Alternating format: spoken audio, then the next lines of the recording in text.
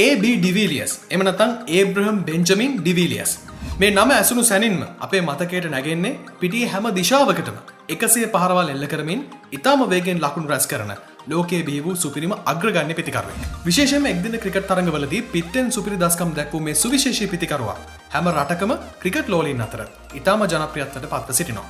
ඒ ලෝකයේ වේගවත්ම එක්දින අර්ධ ශතකය, ලෝකයේ වේගවත්ම එක්දින ශතකය, ලෝකයේ වේගවත්ම එක්දින ලකුණු 150 යන එක්දින ලෝක වාර්තා ත්‍රිත්වයම AB ඩිවිලියස් යන නාමය ඉදිරියේ ලියවී තිබෙන නිසා. එසේම තමයි මේ ප්‍රවේගකාරී පිතිකරුවා සිය එක්දින දිවිය තුලදී ශතකයක් වාර්තා කළ සෑම අවස්ථාවකම ප්‍රහාරාත්මක වේගය එම නැත්නම් ස්ට්‍රයික් රේට් එක 100ට වැඩියෙන් රඳවාගෙන තිබීමත් සුවිශේෂී සිදුවීමක්.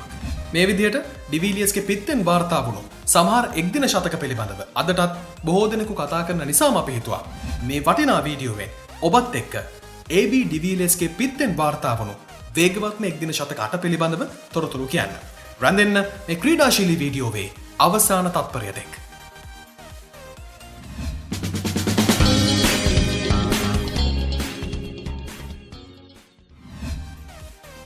අංක 8 ලකුණු 121යි එංගලන්තයට එරෙහිව. 2009 එංගලන්ත දකුණු අප්‍රිකා එක්දින තරඟාවලියේ තෙවැනි තරඟය කේප්ටවුන්හි නිව්ලන්ඩ්ස් පිටියේදී ක්‍රියාත්මක වුණා. එම තරඟය ආරම්භ වෙද්දී එංගලන්තය 1-0ක් ලෙසින් තරඟාවලියේ පෙරමුණ ගෙන සිටි නිසා ජයග්‍රහණයක් බලාපොරොත්තුවෙන් දකුණු අප්‍රිකානුවන් තරඟයට අවතීර්ණ වුණා. එවන් වටපිටාවක ආරම්භ වුණු තරඟයේ මුලින්ම පන්දුවට පහර දුන් දකුණු අප්‍රිකානුවන් එක් අවස්ථාවක කිසිවෙකු නොදැවී ලකුණු 107ක් ලබා සිටියා. ඒ අයුරින් දකුණු අප්‍රිකානු ඉනිම ස්ථාවරව පැවති මොහොතක ග්‍රෑම් ස්මිත් ලකුණු 54කට දැවී යාමත් එක්ක AB ඩිවිලියස් පිටියට පිවිසෙනවා. පිටියට පැමිණි මොහොතේ සිට කිසිදු ගරුසරුවකින් තොරව එංගලන්ත පන්දු යවන්නන්ට පහර දුන් මේ සුපිරි පිතිකරුවා පන්දු 39කින් සිය අර්ධ ශතකය වාර්තා කළා. ඉන් අනතුරුව ප්‍රතිවාදී පන්දු යවන්නන්ට නොනවත්වාම පහර පිට පහර එල්ල කළ ඩිවිලියස් 4 පාර 14ක් සමගින් පන්දු 85කදී ලකුණු 121ක් වාර්තා කළා. එදා ඔහුගේ පිත්තෙන් වාර්තා වුණු වේගවත් ශතකය නිසා දකුණු අප්‍රිකානු හිමිම ලකුණු 354කට කඩලු 6ක් ලෙසින් නිමාව දුටුවා. එසේම අවසානයේදී මේ තරගෙන් දකුණු අප්‍රිකානුවන්ට ලකුණු 112ක ජයක් හිමි වූ බවත් මෙහිදී සඳහන් කළ යුතුමයි.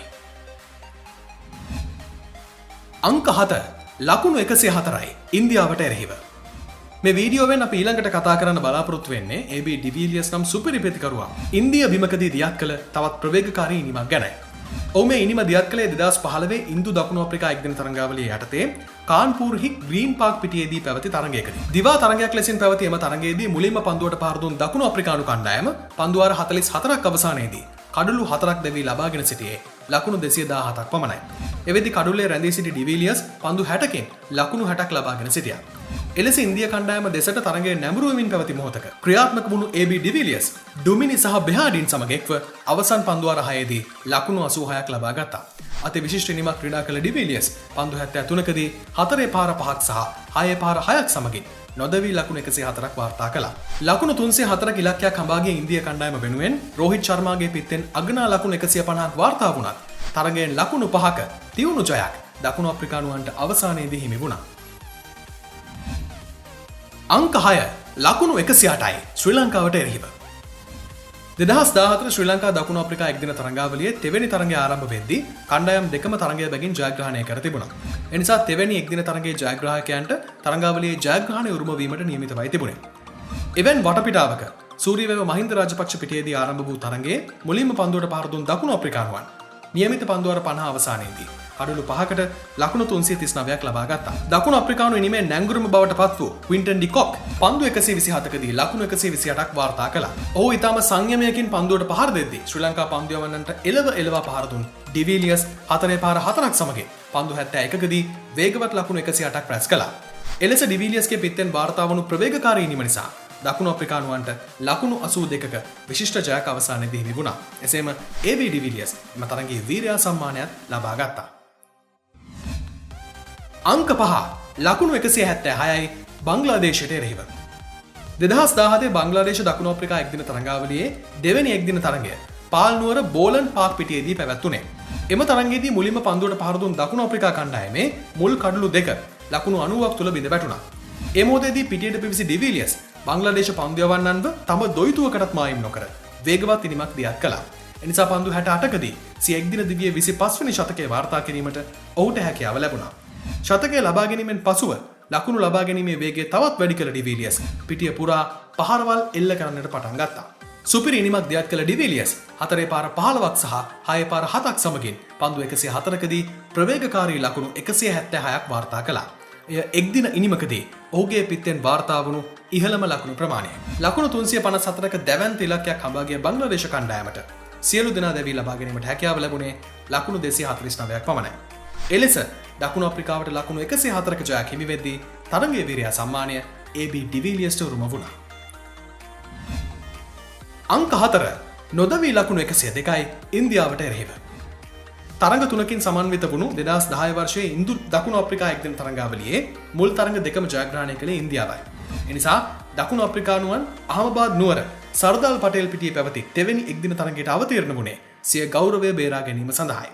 එම තරඟයේදී කෙසේ හෝ කාසියේ වාසිය දිනාගෙන මුලින්ම පන්දුවට පාර දුන් දකුණු අප්‍රිකානුවන් පන්දු වාර 44ක් අවසානයේදී කඩලු දෙකක් දැවී ලකුණු 277ක් ලබාගෙන සිටියා.